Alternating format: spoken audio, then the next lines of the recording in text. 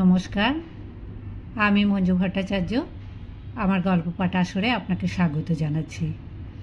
পড়ে শোনাচ্ছি বিভূতিভূষণ বন্দ্যোপাধ্যায়ের একটি ছোট গল্প, ভৌতিক পালঙ্ক। অনেক দিন পর সতীশের সঙ্গে দেখা।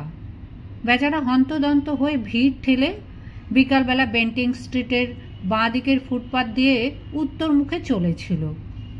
সমস্ত আপিসের সবেমাত্র ছুটি হয়েছে।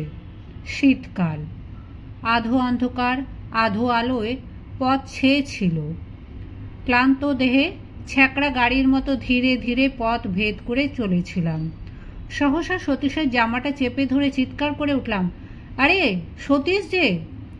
সতীশ সবিস্ময়ে আমার পানে চেয়ে বলে উঠল, খগেন, বাই গড, আমি তোমাকেই খুঁজছিলাম। বললাম, তার প্রমাণ? আমাকে ধাক্কা দিয়েই তুমি চলে গেছলে। আর একটু হলে, ভাগ্যিস ডাকলাম। সরি, আমি এখন বিশেষ ব্যস্ত। তা তো বুঝতেই পারছি। তা কোথায় চলেছ শুনি? তোমাকেও আমার সঙ্গে যেতে হবে, বেশি দূর নয়, যাবার পথে সব বলবো। আশ্চর্য, না বললে শুনবো না, জোর করে নিয়ে যাব। ছেলেবেলা থেকেই সতীশকে চিনি। কথা অনুযায়ী সে কাজ করে, আর শরীরে কিছু বল থাকায় প্রায় ক্ষেত্রে সে বল প্রয়োগ করে স্বার্থসিদ্ধি করতে ভোলে না। অগত্যা তার সঙ্গে যেতে হলো। তার গন্তব্যস্থান খুব নিকটেই ছিল এবং সে তার উদ্দেশ্য খুব সংক্ষেপেই ব্যক্ত করল। সেদিন সকালে খবরের কাগজে বেচা কেনার কলমে একটি বিজ্ঞাপন ছিল। একটি অতি আধুনিক এবং রহস্যজনক চীনা দেশীয় খাট অধিক মূল্যদাতাকে বিক্রয় করা হইবে। জগতে ইহা অদ্বিতীয়। সুযোগ হারাইলে অনুশোচনা করিতে হইবে। 2/3 স্ট্রিট। সতীশ তার পকেট থেকে বিজ্ঞাপনটি বার করে বলল, পড়। বুঝলাম। তা রহস্যজনক শব্দটার মানে কি? ওইটাই তো আমায় ভাবিয়ে তুলেছে, কোনো হদিশ করে উঠতে পারছি না। সতীশ চলছিল রাস্তার নাম দেখতে দেখতে। হঠাৎ সে লাফিয়ে উঠল, পেয়েছি, ওই গলি। সন্ধ্যার স্তিমিত আলোকে সেই গলির পানে তাকিয়ে আমার সারা শরীরে কেন জানি না এক প্রকার শিহরণ জাগল। চীনা পল্লীর চীনা আবহাওয়ায় রহস্যজনক খাট। সতীশের হাতটা ধরে বললাম, খাটে কাজ নেই সতীশ, চল ফিরে যাই। আমরা বাঙালি খাট বেঁচে থাকুক। সতীশ প্রবল বেগে এক ঝাঁকানি দিয়ে বলল, ভীতু কোথাকার, এতটা এগিয়ে এসে কখনো ফেরা যাবে না। গলির মোড়ে ডান পাশে একটা নিম গাছ ভূতের মতো মাথা উঁচু করে দাঁড়িয়েছিল। ওদিকে ডাস্টবিনের মধ্যে থেকে যত সব অখাদ্য কুখাদ্যের উৎকট গন্ধ ভেসে আসছে। অন্নপ্রাশনের ভাত যেন ঠিকরে বার হয়ে আসতে চাইল অসহ্য যন্ত্রণায়। নাকে রুমাল চাপা দিয়ে কোনো গতিকে পথ চলতে লাগলাম। একটা দমকা বাতাস বিভ্রান্ত হয়ে আচমকা দক্ষিণ দিক থেকে ভেসে এসে আমাদের শরীরে যেন আছাড় খেয়ে পড়ল। মাথার ওপর দিকে কয়েকটা বাদুড় ডানার শব্দ করতে করতে উড়ে গেল। দুটো অভিভাবকহীন কুকুর এই অনধিকার প্রবেশকারীদের পানে চেয়ে বিশ্রী সুরে অভিযোগ করতে লাগলো। পথে আর জনমানবের চিহ্ন পর্যন্ত ছিল না। পাশে একটি চীনা ডাক্তারের বহু পুরাতন সাইনবোর্ড, তার ওপরকার নরকঙ্কালের ছবিটি জীর্ণপ্রায়। কোথা থেকে একটি পিয়ানোর অস্পষ্ট সুর ভেসে আসছিল। শীঘ্রই আমরা আমাদের নির্দিষ্ট গৃহে এসে পৌঁছলাম। অমন বাড়ি আমি আর জীবনে দেখিনি। ইট বার করা পঙ্গু প্রায় বহু প্রাচীনকালের সাক্ষ্য নিয়ে দাঁত বার করে দাঁড়িয়ে আছে। হয়তো নবাব আলীবর্দী খাঁর আমলের এই বাড়ির ভিত্তি স্থাপন হয়েছিল। ভাঙা ফটক দিয়ে অতি সন্তর্পণে ভেতরে প্রবেশ করলাম। বাড়ির ভেতরে গিয়ে আমি অবাক হয়ে গেলাম। এত লোক এখানে কোথা থেকে এলো? যে নির্জন নিস্তব্ধ গলি আমরা পেছনে ফেলে আসলাম, সেখানে তো কারো ছায়া পর্যন্ত খুঁজে পাইনি। ভৌতিক কাণ্ড নাকি? সকলেরই মুখেই কৌতূহলের ছাপ বর্তমান। নানা জাতির লোক সেখানে সমবেত হয়েছিল। এতগুলি লোক, কিন্তু কারোর মুখে একটি কথা নেই। ছুঁচ পড়লে পর্যন্ত তার শব্দ শোনা যায়। ঘণ্টাখানেক পর একটি বৃদ্ধ মোটা চীনা আমাদের পথ প্রদর্শন করে নিয়ে গেল। তার মাথার একটি চুলও কাঁচা ছিল না। তার সামনের ওপরের দুটি দাঁত সোনা দিয়ে বাঁধানো, আর বাঁ হাতের উল্কিতে একটি ভোজালির ছবি। সে আমাদের ইশারা করে অনেকগুলি ঘর পার করে সেই খাটের ঘরে নিয়ে গেল। বাড়িটি একটি দুর্ভেদ্য দুর্গের মতো, চারিদিকে গোলক ধাঁধা। হ্যাঁ, খাট বটে। অমন খাট আমি জীবনে আর দ্বিতীয়টি দেখিনি।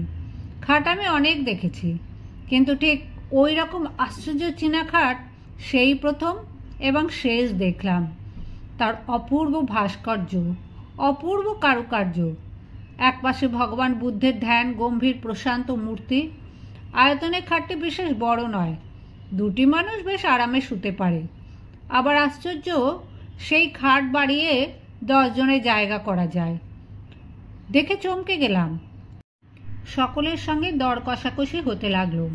ওই সামান্য একটা কাঠের খাটের প্রতি সকলেরই মন আকৃষ্ট হয়েছিল। কেনবার জন্য সকলের কি সেই ব্যাকুলতা! দাম হু হু করে বাড়তে লাগলো। শেষে সতীশের ভাগ্যে ওই খাটটি জুটল 1500 টাকায়। সেই খাট নিয়ে বাড়ি ফিরতে সতীশের প্রায় 10টা বাজল। যে দেখল সেই বলল, চমৎকার। সেখান থেকে খাওয়া দাওয়া করে আমি বাড়ি ফিরলাম। সতীশ বলল, আবার এসো, নেমন্তন্ন রইল। তথাস্তু বলে চলে এলাম। আমি যাবার আগে পরের দিন সকালে সতীশ এসে হাজির। উস্কো খুস্কো চুল, মুখ শুকনো, চোখ দুটো জবা ফুলের মতো লাল।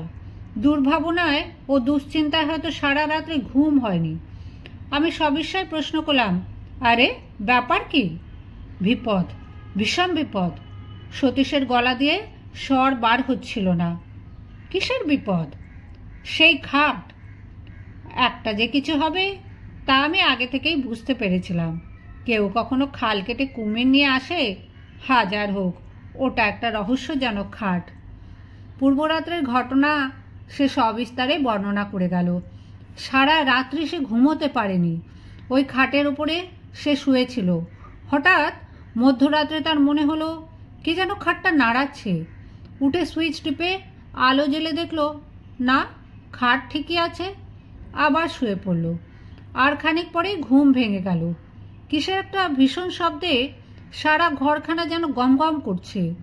দেওয়ালের সঙ্গে যেন খাটখানার ভীষণ ঠোকাঠুকি হচ্ছে। ধর্মর করে উঠে ও আলো জ্বালল। না, সব কিছু নিঃশব্দ, নিথর, কোথাও এতটুকু শব্দ নেই। সে আবার শুয়ে পড়ল। এবার আর সে আলো নেবালো না। ভোর রাত্রে কার দুর্বদ্ধ আর্তকণ্ঠের বিলাপ ধ্বনিতে তার চেতনা ফিরে এলো। কে যেন খাটের পাশে বসে বিনিয়ে বিনিয়ে কেঁদে মরছিল। আমি বললাম, বলেছিলাম তো তোমায় প্রথমেই, ও খাট কিনে কাজ নেই। যেমন তোমার রোগ, এইবার বোঝো। সতীশ বলল, দেখো খগেন, তোমায় হয়তো বুঝিয়ে বলতে পারবো না। ওই হতভাগা খাটখানার ওপর এমন মায়া লেগে গেছে যে কি বলবো। আমি ওকে ছাড়তে পারবো না কোনো মতে। তবে মরো ওই খাট নিয়ে। আমি তোমার সাহায্য চাই। আমার সাহায্য? হ্যাঁ, আজ তুমি আমাদের ওখানে রাতে খাওয়া দাওয়া করবে। সারা রাত না ঘুমে ওই খাট পাহারা দেব। দেখি ওর গলদ কোথায়। আর আমার আপিস? পাগল, কাল যে রবিবার। অগত্যা বন্ধুকে সাহায্য করবার জন্যে সন্ধেবেলা তাদের বাড়ি গিয়ে হাজির হলাম। সতীশ আমার অপেক্ষায় পথপানে চেয়েছিল। সে সোল্লাসে চিৎকার করে উঠল, সুস্বাগতম, সুস্বাগতম। তারপর আর কোনো গণ্ডগোল হয়নি তো? না, দিনের বেলা গণ্ডগোল হবার তো কোনো কারণ নেই। সতীশের মা বললেন, দেখো দেখি বাবা খগেন, এত বলছি যা বিক্রি করে দে, তা আমার কথা যদিও শুনেছে। সতীশ বলল, বলছো কি মা, ভয় পেয়ে 1500 টাকার খাটটা বিক্রি করব? খাওয়া দাওয়া সেরে রাত্রি জাগবার সাজ সরঞ্জাম নিয়ে আমরা দুই বন্ধুতে খাটের ঘরে গিয়ে বসলাম। আমার হাতে দীনেন রায়ের ডিটেকটিভ উপন্যাস, আর সতীশের হাতে হেলথ অ্যান্ড হাইজিন। রাত্রি ক্রমে ক্রমে বাড়তে লাগলো। ঠিক হলো আগে সতীশ ঘুমোবে আর আমি জাগবো, তারপর সতীশ জাগবে আর আমি ঘুমোবো। বইখানা খুলে আমি বসে রইলাম। পড়তে পারলাম না একটি অক্ষরও। এক দৃষ্টিতে তাকিয়ে রইলাম। চারদিকে কান খাড়া করে বসে রইলাম ভয় ভয়। এতটুকু শব্দ থেকে চমকে উঠছিলাম। ওই বুঝি অপদেবতা আমার গলাটি টিপে ধরল। কাদের বাড়ির ঘড়িতে সুর করে 2টো বেজে গেল। হঠাৎ মনে হলো কে যেন বাইরের বারান্দায় চলে বেড়াচ্ছে। তার পদশব্দে বেশ স্পষ্ট হয়ে উঠল। আমার সারা শরীর ডোল দিয়ে উঠল, লোমগুলো খাড়া হয়ে উঠল। হঠাৎ সশব্দে খোলা জানালাটা বন্ধ হয়ে গেল। মুহূর্তে বোধ হলো আমি যেন শূন্যে উঠে গেছি। আমার জ্ঞান যেন লোপ পেয়ে গেছে। আমি মৃত না জীবিত তাও ঘোর সন্দেহের বিষয় হয়ে উঠল। আমি সভায় ডেকে উঠলাম, সতীশ, সতীশ। সতীশ ধর্মর করে উঠে বসল। ব্যাপার কি খগেন, ব্যাপার কি? ভয় ও বিস্ময় আমার মুখ দিয়ে কোনো কথা বেরোলো না। সতীশ আমার 2 কাঁধে হাত দিয়ে নাড়া দিয়ে ডাকলো, খগেন, খগেন। আমি আঙুল দিয়ে কপালের ঘাম মুছে বললাম, উফ, যা ভয় পেয়েছিলাম। তা তো বুঝতেই পারছি। যাক, আর তোমায় জাগতে হবে না, তুমি ঘুমো, আমি জেগে বসে আছি। না, আমারও ঘুমিয়ে কাজ নেই, আর তাছাড়া ঘুমও আমার হবে না আদৌ। ভীতু কোথাকার। তারপর ভীতু, আমি ও সতীশ দেওয়ালে ঠেসান দিয়ে বসে রইলাম। আমরা দুজনেই নিঃশব্দে জেগে রইলাম। কেউই একটিও কথা কইলাম না। আমি খোলা জানলা দিয়ে বাইরের টুকরো আকাশের পানে এক দৃষ্টে তাকিয়ে রইলাম। অসংখ্য তারকা মিটমিট করে জ্বলছিল। বোধ হলো তারা যেন আমাদের বিপদে ফিক ফিক হাসছে। আমরা চুপটি করে বসে আছি। এমন সময় হঠাৎ ইলেকট্রিকের আলো দপ করে নেবে গেল। আমরা সমস্যারে বলে উঠলাম, কে? বোধ হলো কে যেন মেন সুইচ বন্ধ করে দিয়েছে। হঠাৎ এক উৎকট হাসিতে সারা ঘর ভরে উঠল। অমন হাসি আমি জীবনে কাউকে হাসতে দেখিনি। হাসি যেন শেষ হতে চায় না। সে কি বিকট শব্দ! হা হা হা হা হা হা হা হা হা, হি হি হি হি হি হি, হো হো হো হো। বোধ হলো কে যেন ঠিক দরজার কাছে হেসে খুন হচ্ছে। আমি শিউরে উঠলাম। সতীশ চট করে টর্চটা দরজার ওপর ফেলল। তাতে হিতে বিপরীত হলো। বোধ হলো কে যেন দরজার ঠিক বিপরীত দিকে জানলাটার ধারে বসে আর্তকণ্ঠে বিনিয়ে বিনিয়ে কেঁদে মরছে। তার কান্নার কোনো ভাষা খুঁজে পেলাম না। কেবল একটা করুণ সুর সারা ঘরময় ঘুরে ঘুরে মরতে লাগলো। তারপর সেই খাটের ওপর দিয়ে সেই বিলাপ ধ্বনি আর নড়ল না। তার কান্নায় যেন খাটটা ভিজে গেল। সেই অবদ্ধ ভাষার সকরুণ বিলাপধ্বনি চিত্তে এমন এক অজ্ঞাত বেদনার সঞ্চার করলো, যার ফলে আমাদের সমস্ত শক্তি যেন ক্রমে ক্রমে লোপ পেতে লাগলো। মনে হলো কে যেন ক্লোরোফর্ম দিয়ে আমাদের অজ্ঞান করে দিয়েছে। আমরা যেন ধীরে ধীরে অচেতন হয়ে পড়ছি। সতীশের সাহসটা ছিল একটু বেশি, তাই সে খাটের উপর টর্চ ফেলে গর্জে উঠল, কে? কে ওখানে? কিছুই দেখা গেল না। কেউ সাড়া দিল না। সহসা সেই খাটখানা ঘরময় দাপাদাপি শুরু করে দিল। মনে হলো অগণিত নরকঙ্কাল যেন তার চারিদিকে নৃত্য করছে। তাদের হাড়ের খটখট শব্দে কানের পর্দা ছিঁড়ে যাবার উপক্রম হলো। আমার বুকের ভেতরটা টনটন করতে লাগলো কিসের যেন বেদনায়। বোধ হলো হয়তো বুকখানা ভেঙে চুরমার হয়ে যাবে। একটু একটু করে আমার জ্ঞান হারিয়ে গেল। তারপর কোথা দিয়ে যে কি হয়ে গেল তা ঠিক বুঝতে পারলাম না। বোধ হলো আমি যেন অনেক দূরে এক চীনা বাড়ি গিয়ে হাজির হয়েছি। একটি ছোট ঘরে তখন সেই গভীর রাতে টিমটিম করে একটি দ্বীপ জ্বলছিল। ঘরের মেঝের ওপর একটি লোক মুমূর্ষু অবস্থায় পড়ে রয়েছে। একটা ছেঁড়া মাদুরের ওপর তার সেই রোগ পাণ্ডুর মুখখানা দেখে আমার বড় দয়া হলো। রোগে ভুগে ভুগে বেচারা কঙ্কালসার হয়ে গেছে। তার পাশে বসেছিল তার স্ত্রী হবে বলেই বোধ হলো। চেহারা কিন্তু তার স্বামীর 4 গুণ। একটা মস্ত টুলের ওপর বসে সে ঢুলছিল। তার পাশেই আমাদের এই খাটটা দেখে আমি অবাক হয়ে গেলাম। 7 সমুদ্র 13 নদী পার করে এটাকে কে এখানে নিয়ে এলো? হঠাৎ স্ত্রীলোকটি বিকট এক হাঁ করে হাই তুলল।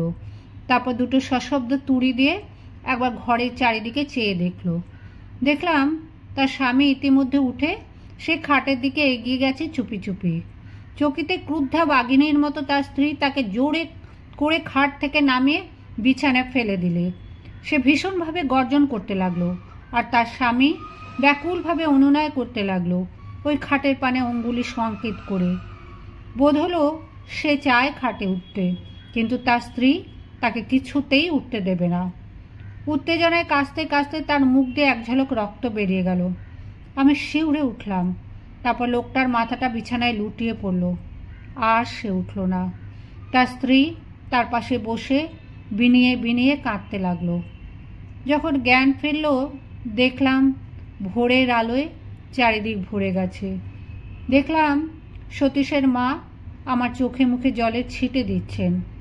তিনি আমার জ্ঞান ফিরে আসতে দেখে বলেন, খগেন, বাবা খগেন। আমি বললাম, আমি কোথায়? নিচের ঘরে। সতীশ কোথায়? সতীশের এখনো জ্ঞান হয়নি। তারপর শুনলাম রাত্রি 4টে নাগাদ আমরা নাকি দুজনে সদর দরজায় এসে মাটিতে পড়ে গিয়ে গোঁ গোঁ করতে থাকি। সতীশের মা বাইরে এসে এই অবস্থা দেখে চিৎকার করে কাঁদতে আরম্ভ করে দেন। পাকা 3 ঘন্টা তদারক করার পর আমাদের জ্ঞান হয়।